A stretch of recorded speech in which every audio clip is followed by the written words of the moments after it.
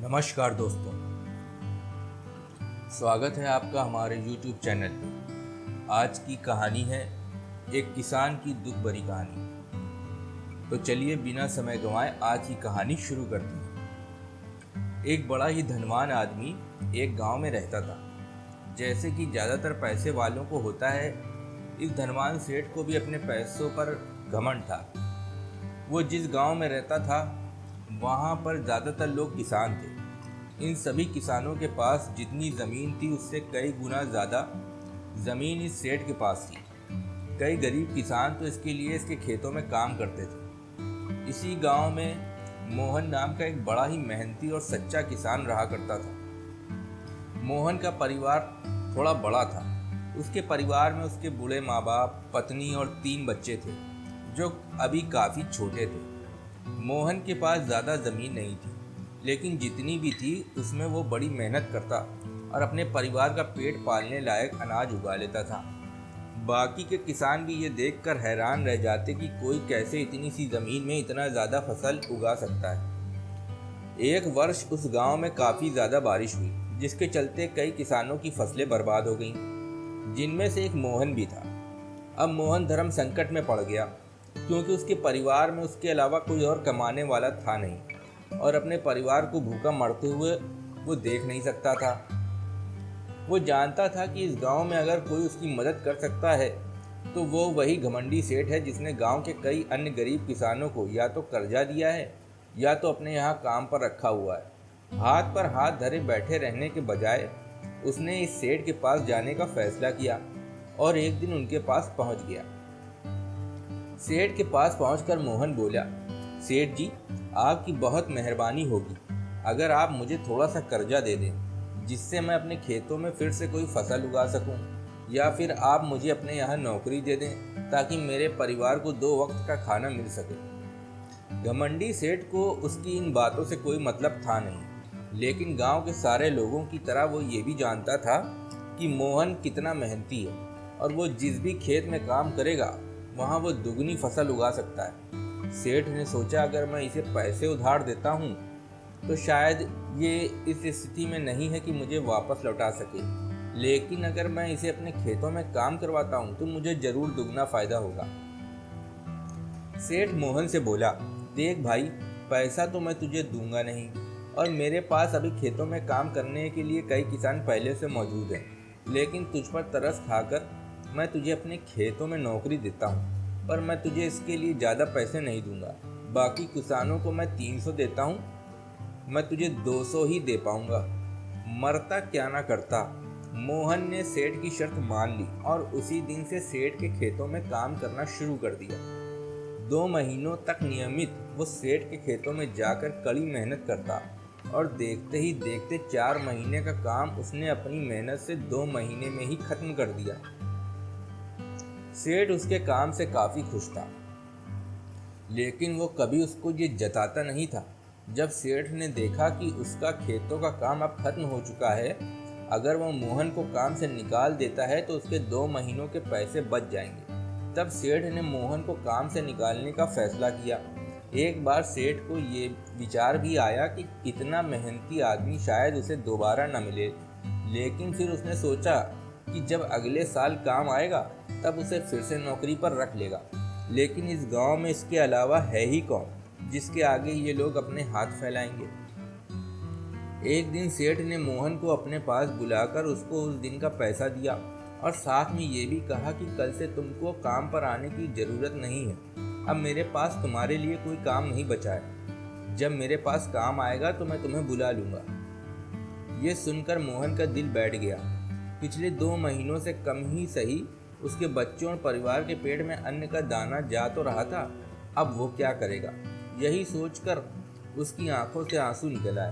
मोहन ने सेठ के पैर पकड़ लिए और गिड़गिड़ाने लगा, सेठ जी, मुझे इस काम की बहुत ज़रूरत है, मुझे मत निकालिए। अपने मतलब से मतलब रखने वाला सेठ टस से मस न हुआ। उसने खरी खोटी सुनाकर मोहन को वहाँ से चलता कर दिया और मन ही मन 2 महीनों की तनख्वाह बचने से खुश होने लगा। अगले दिन जब सेठ सवेरे उठा और अपने आंगन में आया तो उसने देखा कि मोहन उसके आंगन में बैठा है। सेठ ने उसको पास बुलाकर पूछा कि क्या हुआ, तुम क्यों यहाँ पर बैठे हो। मोहन बोला, सेठ जी मुझे वापस काम पर रख लीजिए, आप जानते ही हैं मेरी आर्थिक परिस्थिति कैसी है, थोड़ी दया कीजिए। लेकिन सेठ ने उसकी एक न सुनी और फिर एक बार उसे बुरा भला कहकर वहाँ से जाने के लिए कहा। बेचारा मोहन अपना सिर नीचे झुका के वहाँ से चला गया। अगले दिन फिर यही घटना दोहराई गई। मोहन फिर सेठ के आंगन में बैठा था। सेठ ने फिर उसको वहाँ से जाने के लिए कहा। यही घटना अगले कई दिनों तक चलती रही। अब तो मोहन सेठ के हकालने पर भी वहाँ से नहीं जाता था और वहीं पर बैठा रहता था। एक बार सेठ ने उससे पूछ लिया, तुम कैसे आदमी हो, मैं तुम्हारा इतना अपमान करता हूँ लेकिन तुम्हें कोई फर्क ही नहीं पड़ता। तब मोहन ने सेठ से कहा, बुरा तो बहुत लगता है सेठ जी, लेकिन जब घर जाता हूँ और भूख से बिलखते अपने माँ बाप और बच्चों को देखता हूँ तब ये अपमान मुझे कुछ भी नहीं लगता। इतना सब कुछ होने के बाद भी सेठ का दिल जैसे पत्थर का बना हुआ था।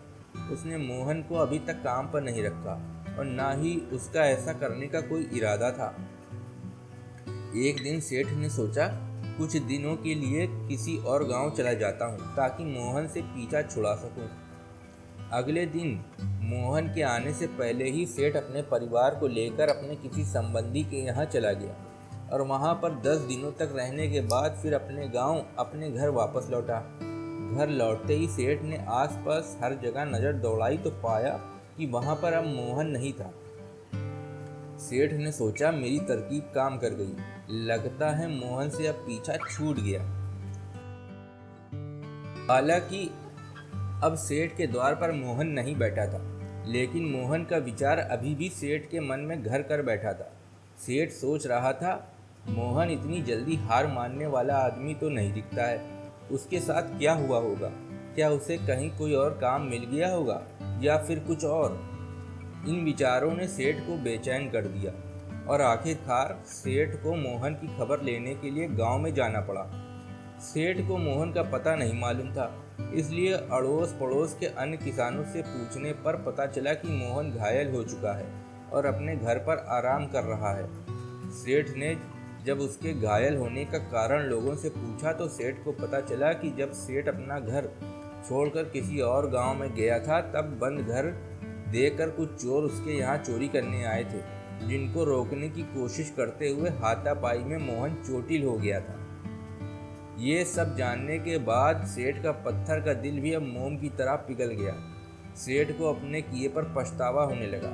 सेठ ने अपने आप को याद दिलाया कि कैसे उसने एक शरीफ और सच्चे आदमी को ज़्यादा काम करवा कर भी उसको पूरा पैसा नहीं दिया और जिसको गले से लगाना चाहिए था उसे ठोकर मारकर भगाता रहा।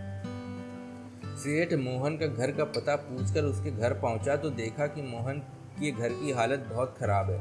उसका परिवार भूख से बेहाल है और वो खुद अपने हाथ पैर पर चोट के साथ एक खाट में पड़ा हुआ है। ये दृश्य देखकर सेठ की आंखों से आंसू बह निकले।